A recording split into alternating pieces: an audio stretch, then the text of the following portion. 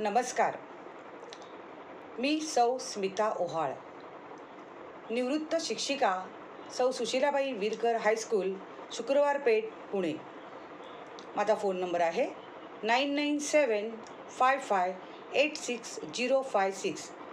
Phone number पुन्हा एकदा सांगते, 9975586056. विद्यार्थी मित्रमैत्रिणींनो, मला माहीत आहे की तुम्ही सर्वजण तुमच्या शालेय जीवनातील सर्वोच्च आणि महत्त्वपूर्ण अशा परीक्षेसाठी तयारी करत आहात. परीक्षा अगदी तोंडावर आलेली आहे. तुम्हाला सगळ्यांना भरभरून यश मिळणारच आहे. पण आम्ही शिक्षक आणि पालक संभ्रमात आहोत की या ऑनलाईन अभ्यासातून आपला विद्यार्थी परिपूर्ण झालेला आहे का? बोर्डाच्या परीक्षेला जाण्यासाठी तो तयार आहे का? आणि म्हणून आज MPC न्यूज शिक्षण संवाद या माध्यमातून मी तुमच्याशी संवाद साधणार आहे. आणि तो संवाद तुमचा मराठीचा जो पेपर आहे, या मराठीच्या पेपरमधला जो काही भाग आहे, म्हणजे मराठी विषय कृतीपत्रिका, याचा आराखडा आणि त्याची गुणविभागणी आणि तो कसा सोडवायचा किंवा आपल्याला जास्तीत जास्त गुण कसे मिळतील या दृष्टिकोनातून आपण पेपर कसा सोडवायचा आहे याचं मार्गदर्शन मी तुम्हाला करणार आहे. विद्यार्थी मित्रांनो, यावर्षी तुम्हाला कृतीपत्रिका 80 गुणांची असणार आहे आणि 20 गुण हे अंतर्गत मूल्यमापनासाठी असणार आहेत. विभाग 1 जे आहे तुम्हाला गद्य विभाग, म्हणजे तुमच्या पाठ्यपुस्तकातील पाठ, याची गुणविभागणी तुम्हाला सांगणार आहे. विभाग 1 गद्य विभाग एकूण 18 गुणांसाठी हा प्रश्न तुम्हाला असणार आहे आणि वेळेचं नियोजन पण तितकंच महत्त्वाचं आहे. हा जो गद्य विभाग आहे यासाठी आपल्याला 40 मिनटं, म्हणजे आता जर तुम्ही प्रश्नपत्रिका सोडवण्याचा जो सराव करत असाल तर हा गद्य विभागाचा जो प्रश्न आहे, प्रश्न पहिला अ ब क, हा 40 मिनटामध्ये तुमचा सोडवून होतो आहे की नाही हे तुम्ही वेळ लावून पाहायचं आहे आणि त्याप्रमाणेच तुम्ही घरीसुद्धा सराव करायचा आहे. प्रश्न पहिला अ, याच्यामध्ये पठित उतारा असणार आहे, तो तुम्हाला 7 गुणांसाठी असणार आहे. हा पठित उतारा तुमचा पुस्तकातील असणार आहे आणि म्हणून विद्यार्थी मित्रांनो, पाठ्यपुस्तकातील सगळे धडे हे तुमचे वाचून झालेले पाहिजेत. सगळे धडे, सगळ्या कविता या वाचून झालेल्या असल्या पाहिजेत, तरच हा प्रश्न तुम्ही उत्तमरित्या सोडवणार आहात. प्रश्न पहिला अ, पठित उतारा हा 7 गुणांसाठी आहे. त्याला 15 मिनटं वेळ आपण लावून, घड्याळामध्ये 15 मिनटं लावून आपला हा जो अपठित उतारा आहे तो सोडवायचा आहे. याच्यामध्ये तुम्हाला काय प्रश्न असणार आहेत, तर आकलन कृती 2 गुणांची असणार आहे. नंतर दुसरा आकडा आकलन कृतीच असणार आहे, तो 2 गुणांची असणार आहे. आणि तिसरा प्रश्न स्वमताचा असणार आहे, तो 3 गुणांसाठी असणार आहे. त्यानंतर प्रश्न पहिला आ, हा सुद्धा पठित उतारा तुमच्या पाठ्यपुस्तकातीलच असणार आहे. त्यालासुद्धा 7 गुण आहेत आणि त्याला वेळसुद्धा 15 मिनटंच तुम्ही द्यायची आहेत. यात तुम्हाला आकलन कृती 2 गुणांची, आकलन कृती 2 गुणांची आणि स्वमताचा प्रश्न 3 गुणांचा. प्रश्न पहिला ई, हा अपठित उतारा असणार आहे, तो तुमच्या पुस्तकाच्या बाहेरचा उतारा असणार आहे आणि त्याला 4च गुण आहेत तुम्हाला. त्याच्यामध्ये फक्त तुम्हाला 2 आकलन कृती विचारणार आहेत आणि म्हणून हा पठित उतारा जो आहे तो पठित उतारा तुम्ही 2 वेळा वाचायचा आहे, कारण तो तुमच्या पुस्तकाच्या बाहेरचा आहे. पुस्तकातले धडे तर तुम्ही वाचले असतात, त्यामुळे तुम्हाला त्या धड्यातला सारांश, त्याचा आशय, त्याची कथा ही तुम्हाला माहिती असते. त्यामुळे तो उतारा तुम्हाला, जो अपठित उतारा आहे तो मात्र बाहेरचा असल्यामुळे तुम्ही तो 2 वेळा वाचा आणि त्याच्या आकलन कृती सोडवायच्या आहेत. अगदी 2-2 गुण जरी आपण म्हटलं तरी ते खूप महत्त्वाचे असतात आपल्या गुणांमध्ये वाढ होण्यासाठी. विद्यार्थी मित्रांनो, यावर्षीसुद्धा आपल्या अभ्यासक्रमातून काही गद्य विभाग हे वगळण्यात आलेले आहेत आणि त्याची कल्पना तुम्हाला असेलच. तरीसुद्धा सगळ्यांनी एक खुणा करून घ्या किंवा लक्षात ठेवा की पाठ क्रमांक 5, पाठ क्रमांक 14, पाठ क्रमांक 17, पाठ क्रमांक 18 हे 4 पाठ आपल्याला वगळण्यात आलेले आहेत. आकलन कृतीचं स्वरूप कसं असणार आहे, या ज्या तुम्हाला आकलन कृती 2-2 गुणांच्या ज्या विचारल्या जाणार आहेत, याचं स्वरूप कसं असणार आहे, तर याच्यामध्ये आकृतिबंध पूर्ण करा, आकृती पूर्ण करा, चौकट पूर्ण करा, योग्य पर्याय निवडा, का ते लिहा, कोण ते लिहा, चुकी बरोबर ते लिहा, सत्य असत्य ते लिहा, घटना योग्य क्रमाने लावा, एका वाक्यात उत्तरं द्या. हे सगळे प्रश्नप्रकार आपण 1ली ते 9वीपर्यंत अभ्यासलेले आहेत मित्रांनो.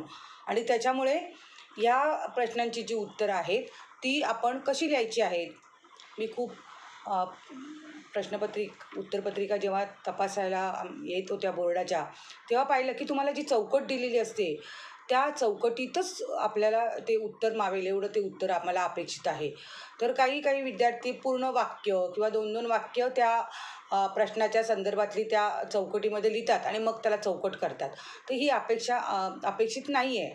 तर तुम्ही त्याचं उत्तर थोडक्यातच त्या चौकटीत बसेल इतकंच ते लिहायचं आहे.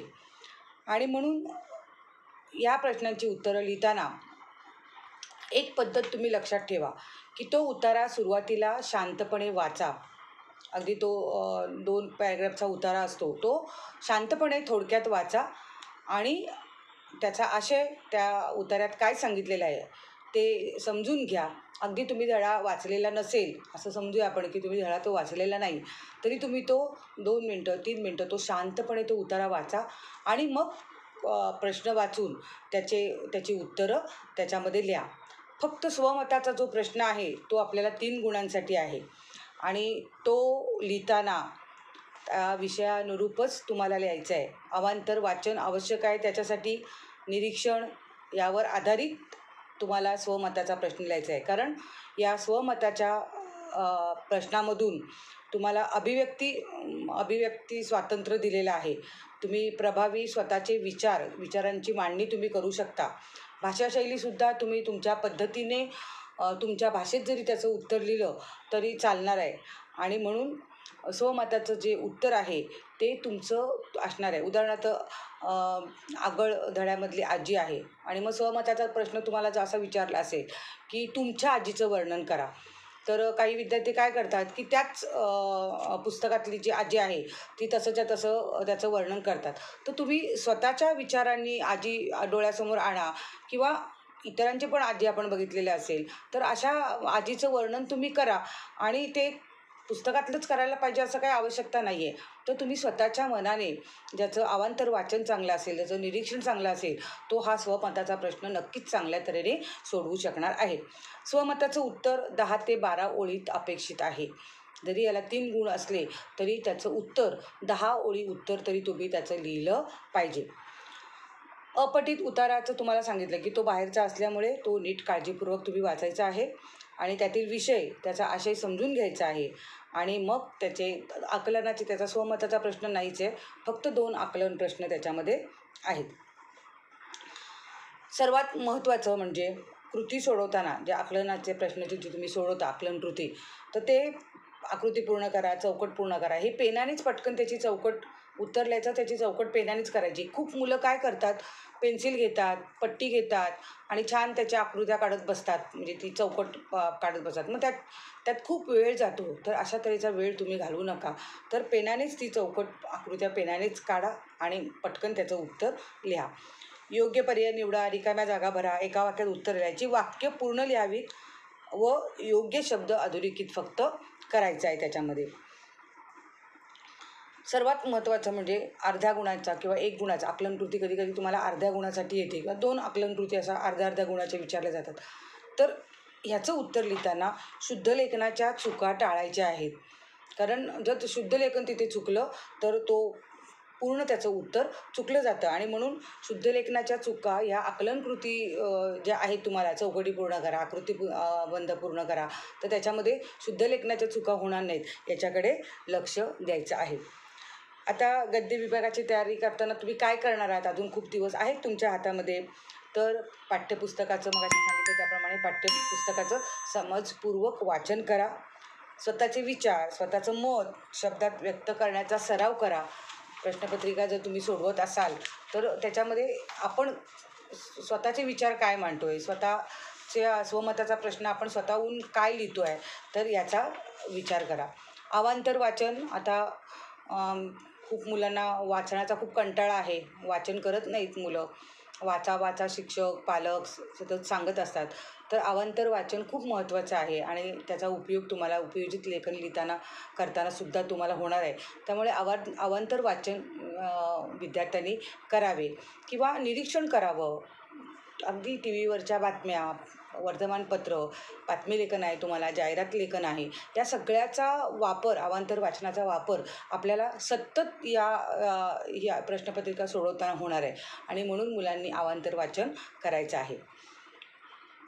आता सरावासाठी जर तुम्हाला काही प्रश्नपत्रिका किंवा नवनीत मधल्या काही प्रश्नपत्रिका असतील तर त्या सोडवताना आत्ता ज्या सूचना सांगितल्या त्या सूचनांचा विचार करून तुम्ही जर प्रश्नपत्रिका एखादी सोडवलीत तर नक्कीच आपल्याला याचे गुण मिळणार आहेत आणि अशा तऱ्हेने या पहिल्या प्रश्नातले 18 गुण हे आपल्या हातातलेच आहेत आणि त्यामुळे ते आपल्याला सोडवायचेच आहेत आणि ते आपल्याला मिळवायचेच आहेत असा विचार करून आपण हा पहिला प्रश्न लिहिणार आहोत. यानंतर आपण जाणार आहोत विभाग 2 पद्य विभाग. याच्यामध्ये विभाग 2 म्हणजे प्रश्न दुसरा तुमचा अ आणि आ असे 2 प्रश्न तुम्हाला याच्यात असणार आहेत आणि हे संपूर्ण प्रश्न हे पठित पद्यांवर असणार आहेत. पठित पद्य म्हणजे तुमच्या पुस्तकातील कविता आणि याच्यावरच आधारित कृती विचारल्या जाणार आहेत तुम्हाला. विद्यार्थी मित्रांनो, तुम्हाला माहिती आहे, तुम्ही पुस्तक बघितलं असेल, वाचलं असेल, कविता वाचल्या असतील तर यावर्षी तुम्हाला एकूण 7 कविता आहेत. म्हणजे तशा आपल्याला 8 कविता आहेत, पण एक कविता तुम्हाला फक्त पाठांतरासाठी किंवा तालासुरात म्हणण्यासाठी ती कविता दिलेली आहे, समूहात म्हणण्यासाठी. तर ती सोडता आपल्याला 7 कविता एकूण दिलेल्या आहेत. या 7 कवितांचा अभ्यास आपल्याला करायचा आहे. या विभागात तुम्हाला कवितांवर आधारित कृती, मुद्द्यांच्या आधारे कृती, रसग्रहण कृती विचारल्या जाणार आहेत. त्यासाठी तुम्ही प्रत्येक कवितेचा भावार्थ, त्या कवितेमध्ये कोणता विषय दिला आहे, त्यात कोणता संदेश दिलेला आहे, त्याचा आशय कोणता आहे हे संपूर्ण समजून घ्या. ती कविता वाचताना स्वतःच्या भाषेत कवितेचा अर्थ जर तुम्ही समजून घेतलात तर या पद्य विभागातील सर्वच कृती तुम्हाला सहजतेने सोडवता येणार आहेत. आता याची गुणविभागणी कशी आहे तर पठित पद्य तुम्हाला 8 गुणासाठी आहे. प्रश्न दुसऱ्यातला अ पठित पद्य तुम्हाला 8 गुणासाठी आहे. यामध्ये तुम्हाला आकलन कृती 2 गुणासाठी, आकलन कृती 2 गुणासाठी, 2 ओळींचा सरळ अर्थ लिहा 2 गुणांसाठी आणि काव्य सौंदर्य कृती 2 गुणांसाठी, असे 4 प्रश्न प्रकार तुम्हाला असणार आहेत आणि त्याला एकूण आपल्याला 8 गुण आहेत. आता यातलं जो तिसरा प्रकार आहे 2 ओळींचा सरळ अर्थ लिहा, तर त्याच्यामध्ये तुम्ही त्या 2 ओळींचा सरळ अर्थ लिहायचा आहे की कवीने या ओळींमध्ये असं असं म्हटलेलं आहे, असा त्याचा सरळ अर्थ लिहायचा. तो खूप वेगळं असं त्याच्यामध्ये काही लिहित बसायचं नाही. कवीला त्या 2 ओळींमध्ये काय सांगायचं आहे, नेमका त्या 2 ओळींचा अर्थ काय आहे याचा अर्थ सरळ अर्थ लिहायचा आणि म्हणून त्याचा प्रकारच तसा आहे की या 2 ओळींचा सरळ अर्थ लिहा. कवीला जे काही म्हणायचं आहे ते, तुम्हाला काय म्हणायचं आहे, तुमचा त्याच्यावर काय विचार हा विचारलेला नाही, तर त्या 2 ओळींचा सरळ अर्थ जो कवीने सांगितलेला आहे, जो कवीला अपेक्षित आहे, तो तुम्ही तिथे लिहायचा आहे. प्रश्न दुसरा आ. या प्रश्नात पाठ्यपुस्तकातील कोणत्याही 2 कवितांची तुम्हाला नावं दिली जातील. त्यापैकी कोणत्या तरी एका कवितेवर तुम्हाला 8 प्रश्न विचारले जाणार आहेत आणि या 8 प्रश्नांमधले एक प्रश्नांचे 2 प्रश्न आणि 2 गुणांचा 1 प्रश्न, अशा 3 कृती तुम्हाला याच्यात दिलेल्या असतात. हा प्रश्न 4 गुणांसाठी असणार आहे. या कृतीत तुम्हाला कोणकोणते प्रश्न विचारले जाणार आहेत तर कवितेचे कवी कोण, कवयित्री कोण, कवितेचा विषय काय, कवितेतील शब्दांचा अर्थ, एखादे 2 शब्द तिथे दिले जातील, त्याचा अर्थ सांगा, कवितेतून कोणता संदेश मिळालेला आहे किंवा कवीला कोणता संदेश याच्यातून द्यायचा आहे, कवितेतील भाषिक वैशिष्ट्ये कोणती, समजा त्याच्यामध्ये की ती ग्रामीण कविता आहे किंवा ओवी आहे किंवा संस्कृत भाषेचा वापर या कवितेमध्ये जास्त केलेला आहे. तर अशा तऱ्हेने त्या कवितेमध्ये की छंद वेगळा आहे त्याच्यामध्ये किंवा आपण त्याला काय म्हणू अभंग आहे. तर अशा कोणता भाषिक कौशल्य त्याच्यामध्ये दिलेली आहे ती लिहायची आहे. कवितेतून व्यक्त होणारा विचार द्यायचा आहे किंवा ओळींचा सरळ अर्थ तुम्हाला एक ओळ दिली असेल त्याचा अर्थ त्याच्यात लिहायला सांगणार आहे. आणि शेवटला तुम्हाला दिलेलं असतं की ही कविता तुम्हाला आवडली किंवा नाही का आवडली आणि आवडली नसेल तर का आवडली नाही याची कारणं तुम्हाला लिहायची आहेत. तर विद्यार्थी मित्रांनो, वरील कृतींचा जर सराव करायचा असेल तुम्हाला, हे गुण जर तुम्हाला मिळवायचे असतील, मला असं वाटतं की जर अशा प्रकारे म्हणजे एक वेगळा प्रकार तुम्हाला असा सांगते की एक फुलस्केप घेऊन त्याच्यावर एक चार्ट तयार करा की कवितेचं नाव, कवीचं नाव, कवितेचा विषय, कवितेतील काही महत्त्वाचे कठीण शब्द, कवितेतून दिलेला संदेश, त्याची भाषिक वैशिष्ट्य, विचार, आवड व न आवडण्याची कारणे, म्हणजे ती कविता आवडली किंवा नाही आवडली, असा एक चार्ट तुम्ही जर 7 कवितांचा जर करून ठेवलात तर प्रश्न दुसऱ्यातले सगळे गुण तुम्हाला मिळणार आहेत. आणि म्हणून असा एक चार्ट तुम्ही तयार करून ठेवा परीक्षेच्या अगोदरच की ह्या 7 कवितांची नावं, त्या कवीचं नाव, त्या कवितेचा विषय, त्यातील कठीण शब्द, त्यातला मिळणारा संदेश, भाषिक वैशिष्ट्य. म्हणजे उदाहरणार्थ समजा उत्तम लक्षण ही जी कविता तुम्हाला आहे तर त्या कवितेचं नाव लिहायचं उत्तम लक्षण, कवीचं नाव लिहा संत रामदास, कवितेचा विषय काय तर या कवितेमध्ये उत्तम माणसाची लक्षणं सांगितलेली आहेत. नंतर कवितेतले काही कठीण शब्द असतील ते लिहा. कोणता संदेश या कवितेतून दिलेला आहे तर प्रत्येक व्यक्तीने चांगले वागण्याचा प्रयत्न केला पाहिजे हा संदेश त्याच्यातून दिलेला आहे. भाषिक वैशिष्ट्य कोणती तर हा ओवी प्रकार आहे. मग लौकिक असा रचना प्रकार आहे, त्याच्यामध्ये सुबोध अशी भाषा वापरलेली आहे. ओवी छंद या कवितेमध्ये वापरलेला आहे. कोणते विचार या कवितेत सांगितले आहे तर व्यक्तीने समाजात कसे वागावे याचं मार्गदर्शन कवीने या संत रामदासाने या कवितेत केलेलं आहे. तुम्हाला ही कविता आवडली असेल तर का आवडली तर याच्यातले विचार पटकन पटतात, आपल्याला पटण्यासारखे आहेत आणि रामदासाने अगदी परखडपणे याच्यामध्ये आपले विचार मांडलेले आहेत. म्हणून ही कविता मला खूप आवडली आणि चांगले उत्तम माणसाची चांगली लक्षणं सांगितलेली आहेत. आणि मी ही कविता वाचून मला पण असं वाटायला लागलं की आपण सुद्धा उत्तम व्यक्ती झालं पाहिजे आणि आपण तसंच वागलं पाहिजे आणि म्हणून मला ही कविता खूप आवडली. तर अशा तऱ्हेने 7ही कवितांचा चार्ट जर तुम्ही तयार करून ठेवलात तर प्रश्न दुसऱ्यातला सगळे प्रश्न म्हणजे प्रश्न दुसरा आ या सगळ्या प्रश्नांची उत्तरं तुम्हाला व्यवस्थितपणे सोडवता येणार आहेत. प्रश्न दुसरा जो आहे याच्यामध्ये तुम्हाला जी कृती आहे ती पद्य रसग्रहण, यात कोणत्याही कवितेतील 2 किंवा 4 ओळी तुम्हाला दिलेल्या असतात आणि त्याचं रसग्रहण करायचं असतं. मग आता रसग्रहण म्हणजे काय तर हा जो चार्ट तुम्ही तयार केलेला आहात या चार्टमधलेच जे तुम्हाला काही विचारलं आहे तिकडे म्हणजे त्या प्रश्नामध्ये उदाहरणार्थ काय तर या कवितेतील आशय सौंदर्य स्पष्ट करा. मग आशय सौंदर्य स्पष्ट करताना काय लिहायचं तर कवितेचं नाव लिहायचं, कवितेचं नाव लिहायचं, कवीचं नाव लिहायचं, कवितेचा विषय लिहायचा, त्या कवितेतून मिळणारा संदेश लिहायचा, त्याच्यात कोणता उपदेश दिला आहे तो लिहायचा, त्याचं मूल्य लिहायचं. मग मला सांगा ह्या चार्टमधला संपूर्ण चार्ट हा तसाच्या तसा उतरवून काढला की ते त्या कवितेचं आशय सौंदर्य झालं. मग अशा तऱ्हेने जर आपण अशा तऱ्हेचा कवितेचा चार्ट जर आपण तयार करून ठेवला तर या प्रश्न दुसरा या आपण म्हणतो की या कविता खूप कठीण आहेत किंवा आम्हाला कवितेचे प्रश्न लिहिता येत नाहीत तर विद्यार्थी मित्रांनो अजिबात विचार करू नका. अशा तऱ्हेने एक चार्ट तयार करून ठेवा आणि त्या चार्टप्रमाणे आपण अभ्यास करा. परीक्षेला जाता जाता फक्त हा चार्ट वाचून जा आणि म्हणजे प्रश्न दुसऱ्याचे गुण हे आपल्याला सगळेच्या सगळे गुण आपल्याला मिळणार आहेत.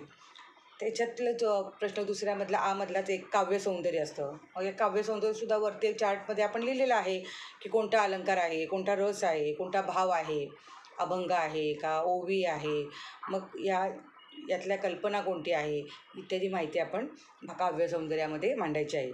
आणि भाषिक सौंदर्य पण आपण वरती लिहिलेलं आहे की कोणती भाषा आहे, ग्रामीण कविता आहे की अभंग आहे, कोणता काव्यप्रकार आहे किंवा कोणता अलंकार त्याच्यामध्ये दिलेला आहे, किंवा आता आपल्याला खूपशा कविता अशा आहेत की त्या मुक्तछंदामधल्या आहेत.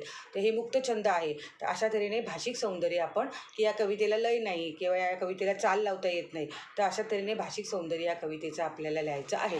आणि म्हणून विद्यार्थी मित्रांनो, आजच कामाला लागा. या 7 कवितांचा एक चार्ट तयार करून ठेवा आणि तो करताना तो डोळ्यासमोर ठेवा, अगदी समोर तुमच्या अभ्यासिकामध्ये लावून ठेवा आणि परीक्षेला जाता जाता फक्त हा चार्ट तुम्ही वाचून जा. आणि म्हणजे प्रश्न दुसरा हा तुम्हाला संपूर्ण गुण मिळवण्यासाठी अशा तऱ्हेचा हा तक्ता तुम्हाला नक्कीच उपयोगी पडणार आहे. आता कवितेचा भावार्थ तर तुम्हाला आता तुम्हाला खूप असं आहे की आपल्याला कविता शिकवल्या म्हणजे आम्ही जेव्हा वर्गामध्ये जातो तेव्हा ती कविता वाचतो, त्या कवितेचा अर्थ सांगतो किंवा त्याचं अवांतर त्या कवीबद्दल काहीतरी सांगतो किंवा इतर काही गोष्टी त्या कवितेबद्दल आम्ही सांगत असतो. त्यामुळे तुम्ही श्रवण करता आणि मग ते सगळं तुम्ही डोक्यात ठेवता आणि ते लिहिता. परंतु आता जे तुम्ही ऑनलाईन जे अभ्यास केलेला आहे, तर याच्यामध्ये थोडंसं शिक्षकांना शिकवताना सुद्धा काही गोष्टी या तुमच्यापर्यंत पोचवता आल्या नसतील, तर अशा तऱ्हेने कवितेचा अभ्यास करताना तुम्ही त्या कविता एकदा दोनदा वाचल्यानंतर आपोआपच आपल्याला त्याचा अर्थ कळायला लागतो. आणि आत्ता मी तुम्हाला ज्याप्रमाणे सांगितलं की त्याचा आपल्याला काय करायचं आहे, तक्ता तयार करायचा आहे. आश्वासक चित्र ही जी कविता तुम्हाला दिलेली आहे, तर मग याच्यामध्ये तुम्हाला असा प्रश्न विचारला जातो की स्वमताचा समजा त्याच्यामध्ये तुम्हाला कधी कधी एखादा प्रश्न विचारला जातो की ही कविता तुम्हाला आवडली किंवा न आवडली. तर काही विद्यार्थी लिहितात की आम्हाला ही कविता आवडली, की छान स्त्री आणि पुरुष याच्यात समानता या कवितेमध्ये सांगितलेली आहे. पण एखादा मुलगा असं म्हणतो की मला ही कविता नाही आवडली. का नाही आवडली? तर की कशाला पाहिजे स्त्रियांनी बाहेर जायला, कशाला पाहिजे स्त्रियांनी नोकरी करायला, तर तिने घर सांभाळावं, तिने मुलांना सांभाळावं. तर हा त्याचा विचार झाला. तर अशा तऱ्हेने स्वमताचा प्रश्न जेव्हा तुम्ही ती कविता वाचता, तेव्हा जी कविता तुम्ही वारंवार वाचता, तेव्हा तुम्हाला त्या कवितेतला अर्थ तुम्हाला नक्कीच कळतो. आणि त्यामुळे काव्य जे आहेत, पुस्तकातली दिलेली काव्य ही एकदा दोनदा सगळे कविता वाचून काढा आणि मी ज्याप्रमाणे तुम्हाला सूचना केली आहे त्याप्रमाणे त्याचा एक तक्ता तयार करा आणि तो आपल्या डोळ्यासमोर ठेवा. म्हणजे प्रश्न दुसरा हा तुम्हाला नक्कीच उत्तमरित्या सोडवता येणार आहे. यानंतर आपण बघणार आहोत स्थूल वाचन विभाग 3. याची गुणविभागणी तुम्हाला माहिती आहे की स्वमत याच्यातले सगळे प्रश्न हे स्वमताचे असणार आहेत. त्याला 3 गुण आहेत आणि अभिव्यक्ती याला 3 गुण आहेत. या स्थूल वाचनामध्ये एकूण तुम्हाला 4 पाठ आहेत. त्याच्यामधला मला वाटतं मनक्या पेरण लागा हा पाठ वगळण्यात आलेला आहे. या कृतीमध्ये तुम्हाला 6 गुणांच्या कृतीमध्ये 3 गुणांच्या 2 कृती विचारल्या जातात. आणि या तुम्हाला म्हणजे पाठांतरच करायचे आहेत. म्हणजे कारण काही आपण त्याला म्हणू की चरित्रलेखन आहे, काही लेखकांचं जे दिलेलं आहे किंवा काही साहित्य प्रकारांची विशेष तुम्हाला दिलेले आहेत. उदाहरणार्थ गिरिजा कीर यांचा जो पाठ तुम्हाला आहे त्याच्यामध्ये बालनाटिकांचं विशेष तुम्हाला विचारलेलं आहे. तर अशा तऱ्हेचे जे काही प्रश्न आहेत हे तुम्ही वाचलेच पाहिजेत. आणि म्हणून स्थूल वाचनाचा जो अभ्यास आहे तो अभ्यास तुम्ही स्वतः करायचा आहे. कारण त्याच्यामध्ये तुम्हाला त्या पाठामध्ये जे काही सांगितलेलं आहे ते तुम्हाला मांडायचं आहे. कधीकधी या पाठामध्ये तुम्हाला स्वमताचा प्रश्नसुद्धा विचारला जातो की समजा एखादा लेफ्टनंट स्वाती महाडिक किंवा संतोष महाडिक यांचा जो पाठ तुम्हाला दिलेला आहे याच्यामध्ये मग हा पाठ वाचल्यावर तुमच्या मनामध्ये कोणता भाव निर्माण झाला किंवा तुम्हाला काय वाटलं, तर हा स्वमताचा प्रश्न आहे. मग त्यांनी जे काही कामगिरी केलेली आहे अशा तऱ्हेची कामगिरी आपणही करावी असं मला हा पाठ वाचून मला असं वाटलं. त्यामुळे हा अभिव्यक्ती किंवा स्वमताचा प्रश्न आहे. तर अशा तऱ्हेचे या स्थूल वाचनावर तुम्हाला स्वमताचे सुद्धा प्रश्न येणार आहेत. अभिव्यक्ती स्वतःचं विचार मांडण्याचे सुद्धा प्रश्न या पाठावर येणार आहेत. पण जास्तीत जास्त प्रश्न हे या पाठावरच असल्यामुळे हा पाठ पूर्णपणे पाठांतर किंवा त्याची माहिती माहिती वजा जो काही पाठ आहे तो म्हणजे कर्नल संतोष महाडिक यांच्याबद्दलची माहिती, स्वाती महाडिक यांच्याबद्दलची माहिती किंवा रेखा मिश्र आपल्या दिलेल्या आहेत पाठामध्ये त्याची माहिती, या सगळ्याची माहिती तुम्ही पाठ करून किंवा ती वाचूनच जायची आहे. कारण त्याचा उतारा तुमच्यासमोर नसणार आहे, त्याचे सरळ प्रश्न तुम्हाला येणार आहेत. त्यामुळे स्थूल वाचनाचा जो पाठ आहे तो तुम्हाला वाचायचाच आहे किंवा तो तुम्हाला पूर्णपणे त्याची तयारी करूनच जायची आहे. त्याच्यामध्ये अजून एक तुम्हाला की व्युत्पत्ती कोशाचं कार्य सांगा, मग ते तुम्हाला तर पाठच करून द्यावं लागणार आहे. त्यामुळे स्थूल वाचनाचे जो अभ्यास आहे तो अभ्यास तुम्ही स्वतःहून तयार करून जायचा आहे. 6 गुण जरी त्याला असतील तरीसुद्धा आपल्याला ते अभ्यासच आपल्याला करावा लागणार आहे. विभाग 4 याच्यामध्ये तुम्हाला प्रश्न 4 हा भाषा अभ्यासावर प्रश्न तुम्हाला विचारला जाणार आहे. कृतीपत्रिकेतील प्रश्न 4 हा जो आहे तो 2 विभागामध्ये आहे. तुम्हाला एक व्याकरण घटकांवर आधारित कृती आणि दुसरा हा भाषिक घटकांवर आधारित कृती. विद्यार्थी मित्रांनो, व्याकरणाचा खूपसा भाग हा कमी केलेला आहे पाठ्यपुस्तकातून आणि त्यामुळे खूप सोपा अशी याचा जो प्रश्न आहे तरीसुद्धा हा प्रश्न तुम्हाला 16 गुणांसाठी आहे. म्हणजे 8 गुण व्याकरण घटकांवर आधारित कृती आहे आणि 8 गुण भाषिक घटकांवर आधारित कृती आहे.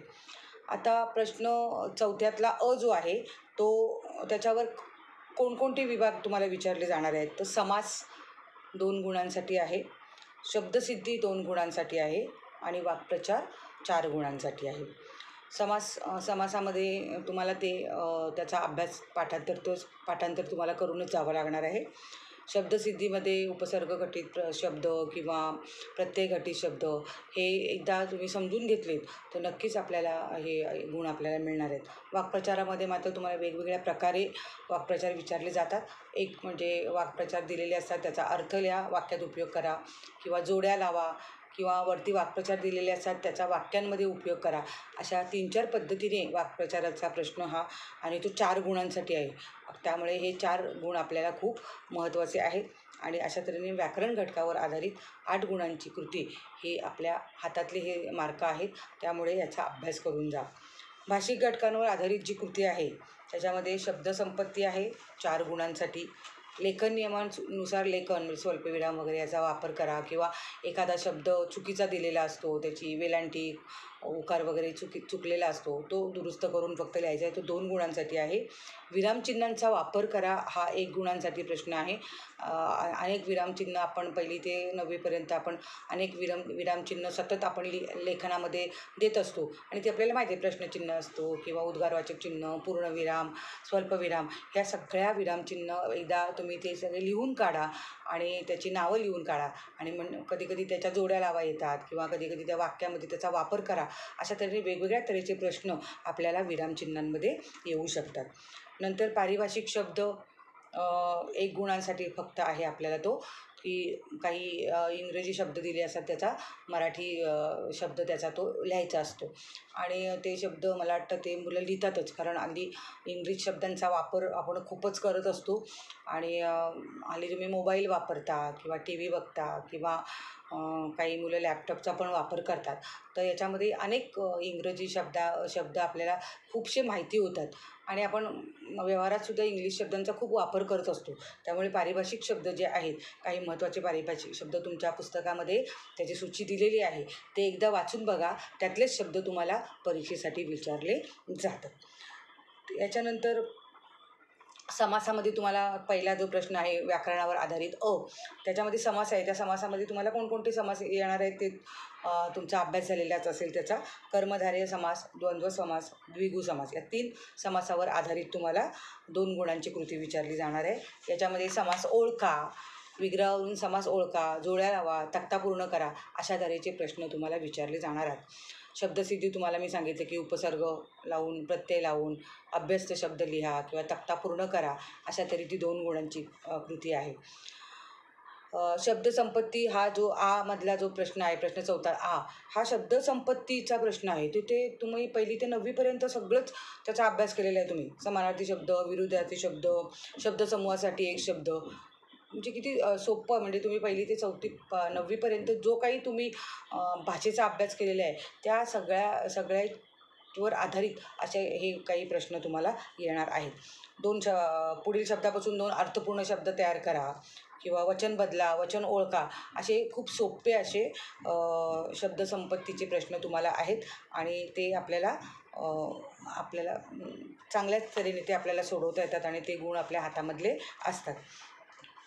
नंतर लेखन नियमानुसार मी तुम्हाला आत्ता सांगितलं की शुद्ध लेखनावर आधारित अचूक शब्द ओळखा किंवा एखादा शब्द दिलेला असतो चुकीचा तो दुरुस्त करून लिहा. नंतर विरामचिन्हांचा वापर हा वेगवेगळ्या पद्धतीने आपल्याला ते प्रश्न येतात. विरामचिन्ह ओळखा येतात, नावासमोर विरामचिन्ह काढा, वाक्यातील विरामचिन्ह ओळखा, वाक्यात योग्य विरामचिन्ह वापरा, अशा तऱ्हेचे प्रश्न आपल्याला विरामचिन्हांच्या या प्रश्न प्रकारामध्ये येत असतात. पारिभाषिक शब्द तुम्हाला मी सांगितले की अनेक इंग्रजी शब्द आपल्याला माहिती असतात आणि ते मी तर म्हटलं की तुम्ही आता पुस्तकामधली सूची बघा, त्याच्यामध्ये कोणते पारिभाषिक शब्द आहेत आणि तो पारिभाषिक शब्दामध्ये तो प्रतिशब्द प्रमाण भाषेतील मराठी शब्द त्याच्यामध्ये लिहायचा आहे. तर अशा तऱ्हेने सराव करा या प्रश्नांचा. व्याकरणाचं पुस्तक असणं खूप गरजेचं आहे. खरं म्हणजे उदाहरणं म्हणून आपल्याला अनेक वाक्य, अनेक शब्द आपण जर बघितले तर नक्कीच आपल्याला हा प्रश्न 4था आपल्याला सोडवता येणार आहे. सर्वात महत्त्वाचा या प्रश्नपत्रिकेतील सर्वात महत्त्वाचा विभाग म्हणजे विभाग 5वा. कारण विद्यार्थी मित्रांनो, या विभागासाठी आपल्याला एकूण 24 गुण आहेत. प्रश्नपत्रिका किंवा जेव्हा आम्ही सुपरविजन करतो तेव्हा आमच्या एक लक्षात येतं की खूप मुलं ती त्या वेळेचं बंधन त्यांना नसतं आणि त्या वेळेचं नियोजन त्यांना नसतं आणि त्यामुळे उपयोजित लेखनापर्यंत पोहोचतच नाहीत. आणि खूप महत्त्वाचा हा विभाग आहे. 24 गुण आपल्या हातामध्ये आहेत आणि हातातले मार्क हे आपल्यासाठी असतात आणि त्यामुळे विभाग 5 उपयोजित लेखन हा प्रश्न सगळ्या विद्यार्थ्यांनी सोडवायचाच आहे. आणि म्हणून वेळेचं नियोजन करून जर तुम्ही प्रश्नपत्रिका सोडवलीत तर नक्कीच उपयोजित लेखनाचा विभागसुद्धा तुमचा पूर्ण सोडवून होणार आहे. विभाग 5 म्हणजे प्रश्न 5वा. तुम्हाला माहिती आहे की 24 गुणांसाठी हा विभाग आहे आणि दैनंदिन व्यवहारात आपले विचार, आपल्या भावना, आपल्या कल्पना, आपले अनुभव अनेक ठिकाणी आपल्याला मांडावे लागतात. आणि आता तर तुम्ही भाषेची सगळी कौशल्य तुम्ही आत्मसात केलेली आहेत. म्हणजे श्रवण, भाषण, संभाषण, वाचन, लेखन हा जर भाषेची जी कौशल्य आहेत ही सगळी कौशल्य आता परिपूर्ण झालेली आहेत तुमच्याकडून. आणि म्हणून मूल्यमापनामध्ये म्हणजे मूल्यमापन करताना उपयोजित लेखनाचं की ही कौशल्य खरोखर तुम्ही आत्मसात केलेली आहेत की नाही याचं मापन केलं जातं. आणि म्हणून उपयोजित लेखन विभागामध्ये लेखन करताना तुम्ही किती अवांतर वाचन केलेलं आहे, तुमचं किती निरीक्षण आहे किंवा तुम्ही काय काय वाचलेलं आहे, तुम्ही TV पाहता त्याचा कुठे कुठे वापर केलेला आहे किंवा तुम्ही एखादी गोष्टीचं पुस्तक वाचलेलं आहे त्याचा वापर तुम्ही कुठे कुठे केलेला आहे त्या उपयोजित लेखनामध्ये, याचं सगळ्याचं मूल्यमापन या उपयोजित लेखनामध्ये केलं जातं. कारण या विभागामध्ये तुम्हाला पत्रलेखन आहे, सारांश लेखन आहे, जाहिरात आहे, बातमी आहे, कथा आहे, प्रसंगलेखन आहे, आत्मकथन आहे आणि वैचारिक लेखन इत्यादी लेखन कृती तुम्हाला दिलेल्या असतात आणि त्याच्यापैकी काही आपल्याला सोडवायच्या असतात. आणि त्यामुळे बघा आता एवढे जर लेखन प्रकार तुम्हाला असतील तर तुमचं वाचन हे असायलाच पाहिजे, तुमचं निरीक्षण असायला पाहिजे आणि तुम्हाला आपले विचार अभिव्यक्त करता आले पाहिजेत. तर त्याचं मूल्यमापन या उपयोजित लेखनामध्ये दिलं जातं. आता याची गुणविभागणी कशी आहे तर प्रश्न 5वा पत्रलेखन किंवा सारांश लेखन हे 2 प्रकार असतात. त्याच्यापैकी कोणता तरी एक तुम्हाला सोडवायचा आहे. 2 पैकी 1 कृती पत्रलेखन किंवा सारांश लेखन आणि 6 गुणांसाठी आहेत. म्हणजे प्रश्न 5व्यातला हा 6 गुणांसाठी आहे. त्याच्यापैकी 2 पैकी कुठला तरी एक सोडवायचा आहे. पत्रलेखन तर तुम्हाला माहिती आहे, ईमेल तुम्हाला आहे पत्रलेखनामध्ये, तर हा संपूर्ण डाव्या बाजूने आपल्याला हे ई-पत्र आपल्याला आपण लिहितो. आणि म्हणजे पूर्वीची जी जुनी पद्धत होती ती पद्धत सोडून आता तुम्ही जे मोबाईलवर जे पत्र टाईप करता किंवा लॅपटॉपवर पत्र टाईप करता, तर त्या पद्धतीने ई पत्र असं आपण त्याला म्हणतो, तर ते पत्रलेखन आपल्याला आता यावेळेला असणार आहे. यावर्षी तुम्हाला एकूण 3 प्रकारचे पत्रलेखन आहेत. एक म्हणजे औपचारिक पत्र, याच्यामध्ये मागणी पत्र, विनंती पत्र, आणि एक अनौपचारिक पत्रामध्ये कौटुंबिक पत्र. दोन्ही पत्र तुम्हाला ई पद्धतीनेच लिहायची आहेत. म्हणजे आपण त्याला म्हणू ई पत्रलेखन असं त्याला नाव दिलेलं आहे. आपण सगळं पत्राची सुरुवात डाव्या साईडने करायची आहे. डाव्या कोपऱ्यातच दिनांक लिहायचा आहे. त्याच्याखाली पत्र कोणाला पाठवायचं आहे ते लिहायचं आहे. त्याचं नाव, त्याचा पत्ता लिहायचा आहे. प्रेषक, प्रती ज्याचं नाव दिलेले असतील तर ती नावं तशी लिहायची आहेत. नसतील दिली तर अबक लिहून आपण ते पत्र सुरुवात करायचं आहे. पत्ता दिलेला नसेल तर काल्पनिक पत्तासुद्धा तुम्हाला तो तयार करून तो लिहायचा आहे. मायना लिहिल्यानंतर त्यानंतर ओळीत विषय लिहायचा आहे. त्याच्यानंतर महोदय, महोदया असं लिहून आपण औपचारिक पत्र लिहिताना आपण अशा तऱ्हेचा त्याचा मायना असायला पाहिजे. आणि त्याच्यानंतर आपण मजकुराला सुरुवात करणार आहोत. नेमकी मुद्दे सुटसुटीत भाषेत पत्र लिहायचं आहे. अलंकारिक भाषा औपचारिक पत्रामध्ये आपण वापरत नाही. म्हणजे कौटुंबिक पत्रामध्ये आपण अलंकारिक भाषा अनौपचारिक पत्रामध्ये अलंकारिक भाषा चालते, कारण ते कौटुंबिक पत्र असतं. आजीला पत्र, आजोबांना पत्र, वडिलांना पत्र, आईला पत्र, मामाला पत्र. तर याच्यामध्ये तुम्ही कौटुंबिक भाषा किंवा अलंकारिक भाषा वापरू शकता, परंतु औपचारिक पत्रामध्ये मात्र आपण अलंकारिक भाषेचा वापर करणार नाही आहोत. जो विषय दिलेला आहे तो विषय आपण तसाच्या तसा मांडायचा, अगदी सुटसुटीत आणि स्वच्छ भाषेमध्ये मांडायचं आहे. आणि शेवटी डावीकडेच त्याखाली आपला विश्वासू, कृपाभिलाषू इत्यादी, किंवा जर आपण आपला नम्र किंवा आपला विश्वासू अशा तऱ्हेने लिहून तो पत्राचा शेवट करायचा आहे. आणि मग खाली आपलं नाव, पाठवणाऱ्याचं नाव आणि पत्ता, ईमेलसुद्धा तुम्ही तयार करू शकता हल्ली, किंवा फोन नंबर असं तुम्ही तो लिहायचा आहे. अनौपचारिक पत्राचं मी तुम्हाला सांगितलं की ते सुद्धा ई पत्रच लिहायचं आहे, डाव्या बाजूनीच लिहायचं आहे सगळं. फक्त त्याच्यामध्ये विषय लिहायचा नाही आहे. नात्याच्या जिव्हाळ्यानुसार अलंकारिक भाषेचा वापर करायचा आहे. म्हणजे व्यक्तीनुसार, नात्यानुसार त्याचा उल्लेख करायचा आहे. तीर्थरूप बाबांस, प्रिय भाऊस, प्रिय आईस वगैरे अशा तऱ्हेने नात्याचा उल्लेख करणारे शब्द वापरून आपण त्या पत्राची सुरुवात करणार आहोत. आणि जो आपण मजकूर लिहिणार आहोत, मुख्य मजकूर लिहिणार आहोत, त्याच्यामध्ये तुम्ही अलंकारिक भाषा वापरा. त्याच्यामध्ये तुम्ही प्रश्न विचारा किंवा त्याच्यामध्ये तुम्ही काळजी वाहणारे असे काही शब्द असतील तर ते लिहा. परंतु औपचारिक पत्रामध्ये मात्र आपण जो विषय असेल त्या विषयाला अनुरूपच आपण वाक्यरचना करून लिहायची आहे. आणि अनौपचारिक पत्रामध्ये मात्र आपण नात्यानुसार आपल्याला, म्हणजे आईशी आपण कसं बोलतो किंवा आजीला आपण कसं बोलतो, तर त्याचासुद्धा वापर आपण त्या मुख्य मजकुरामध्ये आपण करू शकतो. तर अशा तऱ्हेने आपण औपचारिक आणि अनौपचारिक प्रश्न लिहायचे आहे. नंतर त्यालाच और प्रश्न आहे सारांश लेखन. आता सारांश लेखन म्हणजे काय? तर सारांश लेखन म्हणजे तुम्हाला प्रश्न पहिल्यामध्ये जो अपठित उतारा दिलेला आहे त्या अपठित उताऱ्याचंच तुम्हाला सारांश लिहायचं आहे. या पत्रलेखनाला हा विकल्प विषय आहे, त्यामुळे पत्र किंवा सारांश लेखन. तर सारांश लेखन करताना काय करायचं, तर तो दिलेला परिच्छेद तुम्हाला पूर्णपणे लक्षपूर्वक वाचायचा आहे. पूर्ण त्यातील मूळ आशय, विषय समजून घ्यायचा आहे. आणि मग तुमच्या शब्दामध्ये, परिच्छेदामध्ये जे काही लेखकाला सांगायचं आहे, त्याने लेखकाने जे काही विचार मांडलेले आहेत ते स्वतःच्या शब्दात थोडक्यात लिहिण्याचा प्रयत्न करायचा आहे. कमीत कमी शब्दात सारांश लिहायचा आहे. म्हणजे 1/3 शब्द असं तिथे दिलेलं आहे की 1/3 सारांश लेखन करा. परंतु त्या परिच्छेदातील सर्व आशय मात्र सारांश लेखनामध्ये आला पाहिजे. म्हणजे त्या 1/3 शब्दांमध्ये सगळा विषय, पूर्ण त्या परिच्छेदातला सगळा विषय, त्याच्यातला सगळा आशय हा त्या सारांश लेखनामध्ये आला पाहिजे. आणि म्हणून अशा तऱ्हेने सारांश लेखन लिहिताना मात्र आपल्याला तो परिच्छेद हा पूर्णपणे समजलेला असायला पाहिजे. तो लक्षपूर्वक वाचलेला, त्याच्यातला विषय, त्यातला आशय, त्यातली कल्पना हे सगळं तुम्हाला समजलेलं असेल तर ते तुम्ही त्या 1/3 शब्दामध्ये तुम्ही ते मांडू शकता. आणि म्हणून अशा तऱ्हेने तो प्रश्नच आपल्याला असतो की खालील उतारा लक्षपूर्वक वाचा आणि त्याचा 1/3 शब्दात सारांश लिहा. अशा तऱ्हेने सारांश लेखनाचे 6 गुण आपल्याला आहेत. तर पत्रलेखन किंवा सारांश लेखन जे तुम्हाला सोपं जातं ते तुम्ही लिहायचं आहे. त्याच्यानंतर प्रश्न 5वा जाहिरात लेखन आहे.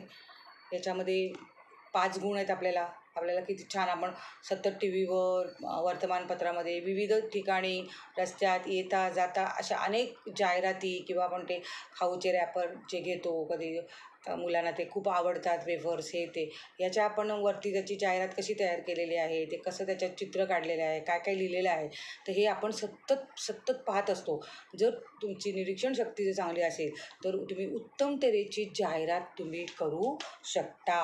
आणि म्हणून जाहिरात लेखन करताना तुम्हाला माहिती आहे की जाहिरात कशासाठी करायची असते, तर आपल्या उत्पादनाकडे सर्वांचं लक्ष वेधून घेतलं पाहिजे. आपण जे उत्पादन करतो, आपण जी वस्तू विकणार आहोत, ती जास्ती त्याचा खप व्हावा आणि म्हणून जाहिरात असते. आपण एखादी टी व्हीवरची जाहिरात पाहिली तर आपल्याला लगेच वाटतं की आपण ही वस्तू विकत घेऊया का, आपण चांगली वाटते, छान वाटते बघायला, किंवा अरे वा, ही क्रीम वापरल्यावर ही व्यक्ती लगेच गोरी झाली किंवा असं. तर या जाहिरातीचा परिणाम हा माणसाच्या मनाची पकड घेतो आणि लगेचच ती वस्तू खरेदी करण्याची आपल्याला इच्छा होते. आणि म्हणून जाहिरात ही उत्पादनाकडे लक्ष वेधून घेणारी असावी आणि म्हणून अशा तऱ्हेची जाहिरात तुम्ही तयार करायची आहे. त्या जाहिरात करताना आपण उत्तरपत्रिकेमध्ये एक चौकट तयार करणार आहोत. त्या चौकटीमध्येच ती जाहिरात आपल्याला बसवायची आहे.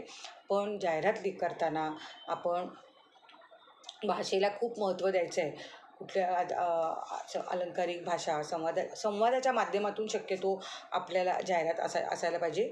मजकूर त्याचा आकर्षक असायला पाहिजे की ती वाचणाऱ्याला खूप आवडली पाहिजे. साधी सोपी सरळ भाषा, कारण सर्वसामान्य लोकांपर्यंत आपलं जे उत्पादन जे आहे, आपण जी वस्तू विकणार आहोत ती पोचली पाहिजे आणि त्यामुळे साधी सोपी सरळ भाषा सर्वसामान्य लोकांना ती कळेल अशा तऱ्हेची भाषा आपण जाहिरातीमध्ये वापरणार आहोत. शब्दांचा गैरवापर जाहिरातीमध्ये करायचा नाही. त्याच्यानंतर विश्वास निर्माण करणारी जाहिरात पाहिजे. कधी उगीचच काहीतरी अतिशयोक्ती जर तुम्ही जाहिरातीमध्ये केली तर लोकांना ती फसवणूक वाटेल आणि मग आपलं उत्पादन जे आहे ते उत्पादन आपला जो मुख्य उद्देश आहे की आपलं उत्पादन त्याचा खप व्हावा, तर ते होणार नाही. त्याच्यानंतर लोकभावना जपणारी जाहिरात असायला पाहिजे. प्रसन्न आणि प्रभावी भाषा त्याच्यामध्ये पाहिजेत.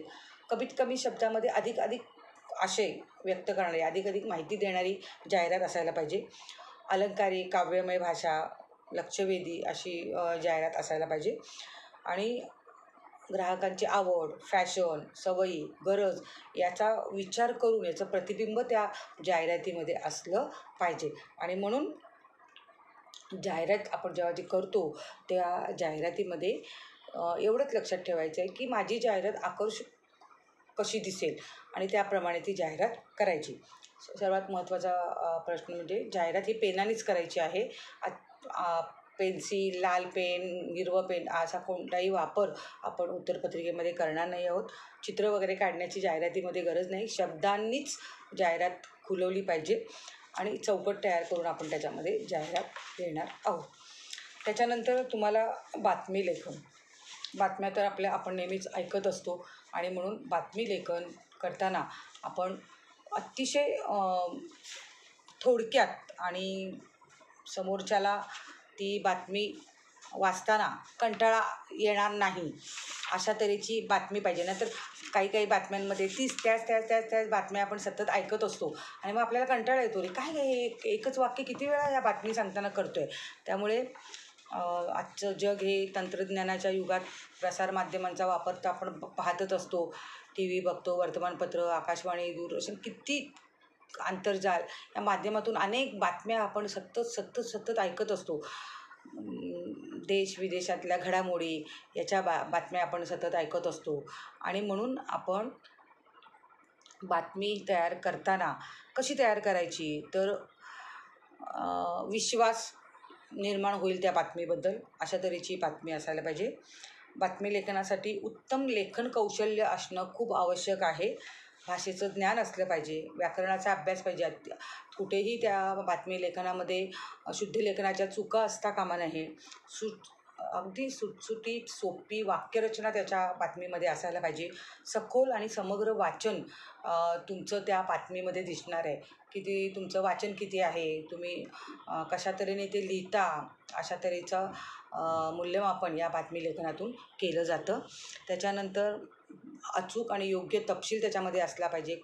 उगीच फाफाट पसारा काही काही लोकं करतात आणि खूप काहीतरी वेगळं सांगण्याचा प्रयत्न करतात आणि अशा तऱ्हेच्या बातम्या आपल्यालासुद्धा ऐकायला आवडत नाहीत आणि त्याच्यामुळे स्वतःच्या मनाच्या कोणत्याही बाबीचा समावेश करतो. टू द पॉईंट, म्हणजे आपल्याला जे सांगायचं आहे ते सरळ आणि स्पष्ट बातमीमध्ये सांगायचं. मग बातमी कशी असायला पाहिजे, तर शीर्षक त्याचा मथळा लिहायचा, म्हणजे वरती मोठ्या अक्षरामध्ये त्या बातमीचं शीर्षक लिहायला पाहिजे आणि मग तो अगदी प्रभावी असा असायला पाहिजे. कारण तो काय असतो, बातमीचा आरसा असतो. म्हणजे वरची मोठी बातमी वाचल्यानंतरच आपल्याला असं वाटतं की अरे नाही, सगळी ही बातमी वाचली पाहिजे, असे आपल्याला पण उत्सुकता वाटते आणि म्हणून आपण वरती जो शीर्षक लिहिणार आहोत तो खूप महत्त्वाचा आणि खूप छान असायला पाहिजे आणि म्हणून शीर्षक आणि मथळा लिहायचा आहे. नेमक्या शब्दात बातमीचा अर्क त्याच्यामध्ये यायला पाहिजे. कोणती बातमी आहे हे या शीर्षकावरून कळलं पाहिजे आणि म्हणून शीर्षक हे अगदी उत्तम असायला पाहिजे. नंतर दिनांक असायला पाहिजे बातमीमध्ये. स्थळ, कालावधी, म्हणजे संबंधित व्यक्तीचा जर आपण उल्लेख त्या बातमीमध्ये करत असू तर त्याचा अचूक उल्लेख त्या बातमीमध्ये झाला पाहिजे. नंतर बातमी ही भूतकाळातच लिहिली गेली पाहिजे. म्हणजे कधी काही अशा काही कृती तुम्हाला आहेत की होणार आहे, म्हणजे पुढे ती घटना किंवा पुढे तो प्रसंग होणार आहे की कोणता तरी कार्यक्रम होणार आहे, तर त्याची बातमी तयार करा. तर असं सुद्धा येतं, तेव्हा तो भविष्यकाळामध्ये असू शकेल. परंतु एखादी झालेली घटना याची बातमी लिहिताना ती भूतकाळामध्येच असली पाहिजे. कोणाच्याही भावना दुखावल्या जाणार नाहीत बातमीमध्ये, याचा विचार करायचा आहे. आणि बातमी हा आपल्या जीवनाचा तर अविभाज्य घटक आहे. आपण सततच सारख्या बातम्या तर ऐकतच असतो आणि म्हणून वस्तुस्थितीचं चित्रण करणारी बातमी तयार करणे हे खूप महत्त्वाचं कौशल्य आहे आणि ती बातमी खूप फापट पसारा, खूप 2-2, 3-3 पानं अशी बातमी लिहिण्याची गरज नाही. त्याला 5च गुण आहेत, पण त्याची जी मांडणी आहे ती मांडणी व्यवस्थित कमीत कमी शब्दामध्ये साधी, सोपी, सरळ आणि तरीसुद्धा तुम्हाला 5 गुण मिळणार आहेत. ती बातमी तुम्ही पानभर लिहिलीत किंवा 2 पानं लिहिलीत तर त्याचे मार्क तुमचे वाढणार नाही आहेत. तर ती तुम्हाला जो विषय दिलेला आहे त्या विषयावर जी बातमी तुम्हाला तयार करायची आहे, घटना तो समजा एखादी दिली त्याची बातमी तयार करा, तर त्या घटनेची बातमी फक्त तयार करायची, तर निबंध त्याच्यावर लिहायचा नाही आहे. तर थोडक्यात अशी ती बातमी 5 गुणांसाठी आपल्याला करायची आहे. तर एखाद्या कार्यक्रमावर बातमी असेल की असा कार्यक्रम झाला, मग तो कोण पाहुणे होते, तर थोडक्यात त्या बातमीमध्ये की सगळी घटना जी तुम्हाला दिली आहे ती घटना संपूर्ण त्या प्रेक्षकांपर्यंत पोचते की नाही याचा वापर फक्त त्या बातमीमध्ये करायचा आहे. त्याच्यानंतर कथालेखन आहे. कथालेखनामध्ये तुम्हाला वेगवेगळ्या प्रकारे कथा तुम्हाला विचारल्या जातात. म्हणजे शब्दावरून कथा असते किंवा कथाबीज दिलेलं असतं किंवा पॉईंट दिलेले असतात की दिलेल्या मुद्द्यांवरून कथा लिहा असं दिलेलं असतं किंवा शीर्षकावरून कथा लिहा असं दिलेलं असतं किंवा अपूर्ण कथा पूर्ण करा असं सुद्धा तुम्हाला दिलेलं असतं. तर कथेचा पूर्वार्ध दिलेला असतो, कधी उत्तरार्ध पण दिलेला असतो आणि मग पूर्वार्ध लिहायला सांगलेला असतो. तर ती कथा तुम्ही स्वतः तयार करायची आहे. म्हणजे त्या कथेचं तुम्हाला जर पूर्वार्ध दिला असेल, उत्तरार्ध दिला असेल, तर तुम्ही ती स्वतःहून तुमच्या मनाने त्या कथेची निर्मिती करायची आहे. त्याची योग्य अशी मांडणी करून आपण ती कथा पूर्ण करायची आहे. आणि मुद्द्यांवरून कथालेखन लिहिताना असे थोडक्यात मुद्दे दिलेले असतात, 5-6 मुद्दे दिलेले असतात. गाव, मित्र, मग गाव, मग असं एक शहर होतं, त्या शहरामध्ये असं गाव होतं. झाले 2 वाक्य तयार झाली. मग त्या गावामध्ये 2 मित्र राहत असतात. एकाचं नाव हे, एकाचं नाव ते असतं. झाली 4 वाक्य झाली. तर अशा तऱ्हेने कथा त्या मुद्द्यांवरून ती कथा अशी वाढवत जायची आहे. आणि म्हणून मी बघितलं आहे की काही मुलं अगदी थोडक्यातच 4 ते 5च ओळीमध्ये त्यांची कथा पूर्ण होते त्या मुद्द्यांवरून. तर असं करू नका. तर प्रत्येक जो शब्द दिलेला आहे त्या एका शब्दावरून तुम्हाला 2-2, 3-3 वाक्य तयार करता येतात आणि अशा तऱ्हेने तुमची ती कथा वाढत जाते. तर अशा तऱ्हेने 4 ते 5 प्रकारच्या तुम्हाला कृती दिलेल्या असतात की कथाबीजावरून कथालेखन करा, शीर्षकावरून कथालेखन करा, दिलेल्या शब्दांवरून कथालेखन करा किंवा अपूर्ण कथा पूर्ण करा किंवा मुद्द्यांवरून कथालेखन करा. तर अशा 5 कृती तुम्हाला दिलेली असतात तर त्याच्यावरून आपण ती कथा लिहायची आहे. यालासुद्धा 5 गुण आहेत. तर जास्तीत जास्त एक तुमचं जे उत्तरपत्रिकेचं एक पान असतं ते पान भरून तुमची ती कथा लिहिली पाहिजे. आता कथा लिहिताना शीर्षक जर तुम्ही लिहिलं तर उत्तमच. त्या एखादी म्हण असेल किंवा एखादं चांगलं वाक्य असेल किंवा एखादा सुविचार असेल तर तो जो लिहून तुम्ही कथा लिहिली तर नक्कीच तुमचे मार्क तिथे वाढले जातात. नुसार वातावरण निर्मिती. खूप पाऊस पडत होता आणि त्या जंगलामध्ये किर्र आवाज येत होता आणि मग हे 2 मित्र त्या जंगलातून चालले होते. तर अशा तऱ्हेने प्रसंग निर्मिती करत करत ती कथा तुम्ही काय करायची आहे, जास्त आपल्याला म्हणजे कथा वाचताना आपल्याला माहिती आहे, आपण कधी गोष्टीचं पुस्तक घेतलं आणि ते अगदी रटाळ असेल किंवा त्याची भाषा चांगली नसेल तर आपल्याला कंटाळा येतो. 2-3 पानं वाचल्यानंतर आपल्याला लक्षात येतं की काय बरोबर नाही आणि मग आपण ते पुस्तक ठेवून देतो वाचायचं. तर अशा तऱ्हेने आपण कथा वाचायला सुरुवात केल्यानंतर आपल्याला उत्सुकता वाटली पाहिजे की अरे पुढे काय, पुढे काय? आणि ती कथा आपल्याला वाचनीय अशी असेल तरच ती आपण कथा वाचतो आणि म्हणून आपण सुद्धा ती कथा लिहिताना अशाच तऱ्हेने आपण त्याचा घटनाचा योग, भाषा ही अशी कथा बिचारा अनुरूप अशी भाषा पात्र जर आपण निर्माण केली आणि ती आपण कथा पूर्ण केली, त्याच्यामध्ये छान काही संवाद असेल तर तो संवाद आपण त्याच्यामध्ये दिला तर नक्कीच कथा वाचायला आपल्याला आवडते आणि म्हणून आपण सुद्धा लिहिताना अशाच तऱ्हेने कथा आपण लिहायची आहे. तर प्रश्न दुसरा आ मध्ये आपल्याला 3 भाग आहेत, जाहिरात, बातमी किंवा कथा. यापैकी आपल्याला 2च कृती सोडवायच्या आहेत. एक तर जाहिरात लिहा, बातमी लिहा किंवा कथा लिहा. मग आपण विचार करा थोडासा उत्तरपत्रिका लिहिताना की आपल्याला नक्की काय नेमकं चांगलं लिहिता येणार आहे. जाहिरात लिहिता येणार आहे, बातमी लिहिता येणार आहे की कथा लिहिता येणार आहे आणि मग 3 पैकी 2 कृती कोणत्याही सोडवा. त्याला 10 गुण आहेत आपल्याला, कारण 5-5 गुण आहेत आपल्याला आणि मग 10 गुण आहेत.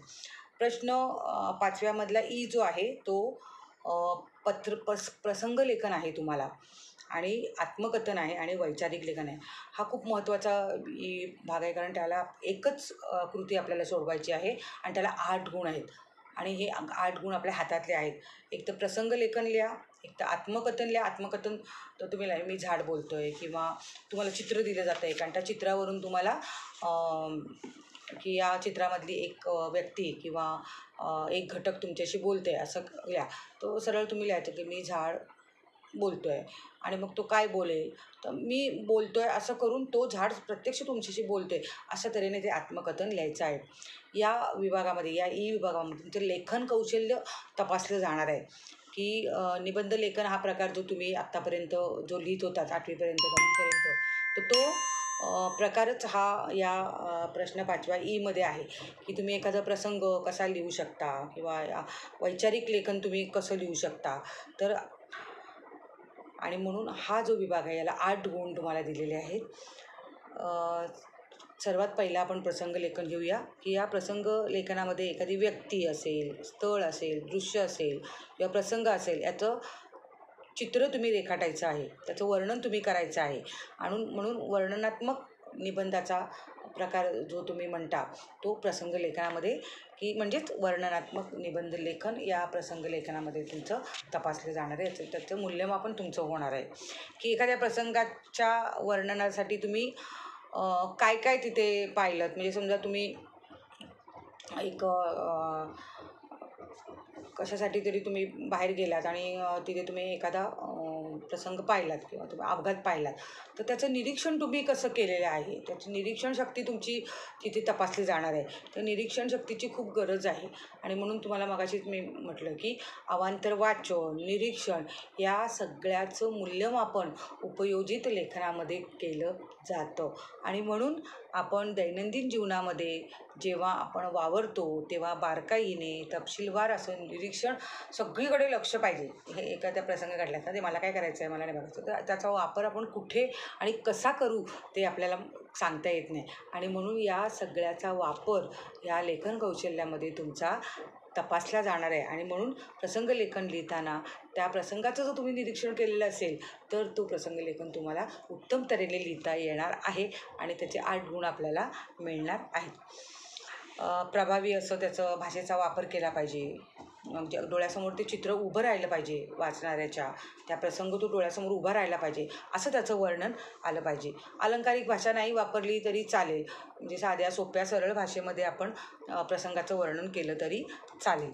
संवेदनशील की तो अपघातात पडलेला माणूस बघून सगळ्यांच्या चेहऱ्यावर अगदी म्हणजे काही लोकांना तर रडूच येत होतं, काही व्यक्ती तर अगदी त्यांच्या डोळ्यात पाणी उभं राहिलं होतं. म्हणजे अशा तऱ्हेने त्याचं संवेदनशीलता जर आपल्याला त्या वाचनातून, त्या प्रसंगातून जर आपल्याला कळली तर नक्कीच ते प्रभावी लेखन झालेलं आहे असं आपल्याला समजेल. आणि त्याला अर्थातच आपल्याला हे गुण मिळवण्यासाठी पण त्याच्यातली संवेदनशीलता ही तपासली जाणार आहे आणि वाचकाच्या मनात असणार आहे. त्याच्यानंतर आपल्याला आत्मकथन आहे. आत्मकथनामध्ये तुम्हाला मी सांगितलं की मी आरसा बोलतो आहे, किंवा मी नदी बोलते आहे, मी पाऊस बोलतो आहे, किंवा मी झाड बोलतो आहे, अशा तऱ्हेने मी वही बोलतो आहे. तर अशा तऱ्हेने सरळ तो घटक तुमच्याशी बोलतो आहे अशा तऱ्हेने आपण आत्मकथन लिहायचं आहे. म्हणजे नमस्कार असं अगदी सुरुवात केली तरी चालेल की मी लेखणी बोलते आहे, किंवा मी पेन बोलतो आहे, की तू माझी खूप काळजी घेतोस, मी पहिलीपासून 10वीपर्यंत मी सततच तुझ्याबरोबर असतो. म्हणजे किती तुम्ही रंगून आत्मकथन लिहू शकता. अगदी त्याच्यामध्ये थोडासा आपण त्याला काय म्हणू की जवळीक निर्माण करणार, त्या वस्तूशी जवळीक निर्माण करणारी अशी भाषा जर आत्मकथनामध्ये असेल तर नक्कीच ते आत्मकथन खूप प्रभावी असं त्याचं लेखन होतं. आणि म्हणून अशा तऱ्हेचं लेखन करताना, आत्मकथन करताना त्या वस्तूविषयी तुम्हाला किती जवळीक आहे हे तुमच्या त्या लेखनातून कळत असतं. आणि म्हणून अशा तऱ्हेचं लेखन तुम्ही करायचं आहे. आणि सर्वात शेवटला प्रश्न म्हणजे वैचारिक लेखन. त्या वैचारिक लेखनामध्ये मात्र तुम्हाला विचारांना प्राधान्य दिलेलं असतं, की नेमकं तुम्हाला काय वाटतं. पर्यावरणाविषयी असेल, किंवा स्त्री पुरुष समानतेबद्दल असेल, किंवा जातीयवादाबद्दल असेल. पण तुमचे विचार काय, योग्य अयोग्य दोन्ही बाजूनी साधक बाधक असा विचार करून तुम्हाला वैचारिक लेखन करायचं असतं. सुसंगत अशी मांडणी त्याच्यामध्ये पाहिजे. म्हणजे उगीचच आपलं काहीतरी मनाला येईल असं लिहायचं नसतं. आणि म्हणून वैचारिक लेखन करताना अतिशय काय त्याला म्हणू आपण की सखोल अभ्यास जर तुमचा त्या विषयाचा असेल तरच तुम्ही त्याचं लेखन उत्तम तऱ्हेने करू शकता. कारण का, वैचारिक लेखनामध्ये जो विषय तुम्हाला दिलेला असतो प्रश्नपत्रिकेमध्ये, त्याचा आजूबाजूच्या परिस्थिती आणि त्याची सत्यता हे सगळं पडताळून ते लिहायचं असतं. उगीचच वैचारिक लेखन लिहिताना म्हणजे तुम्हाला काय वाटतं ते तर आपल्याला लिहायचंच आहे. योग्य अयोग्य हे तुमचं स्वमताचा एक पॅरेग्राफ त्याच्यामध्ये असतोच. पण त्याच्याही पलीकडे आपलं वाचन, आपलं सामान्य ज्ञान, आपली निरीक्षण क्षमता, चिकित्सकता ह्या सगळ्याचा विचार आपल्या मनामध्ये त्या लेखनाबद्दल असला पाहिजे. तरच वैचारिक लेखन आपण उत्तम रीतीने करू शकतो.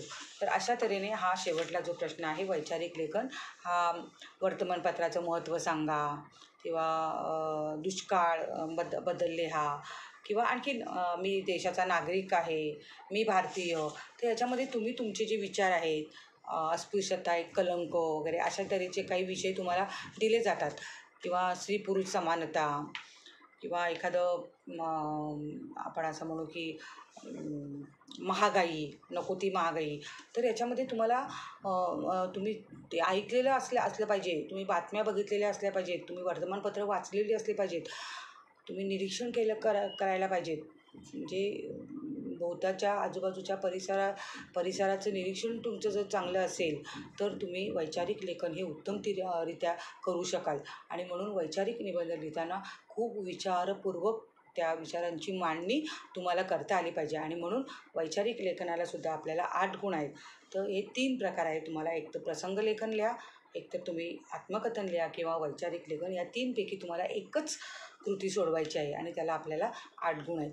तर हा वैचारिक किंवा हा प्रश्न लिहिताना तुम्ही 2-3 मिनटं 5 मिनटं विचार करा की मी काय उत्तम लिहू शकतो, मी प्रसंगलेखन उत्तम लिहू शकतो, की मी आत्मकथन लिहू शकतो, की मी वैचारिक लेखन उत्तम लिहू शकतो.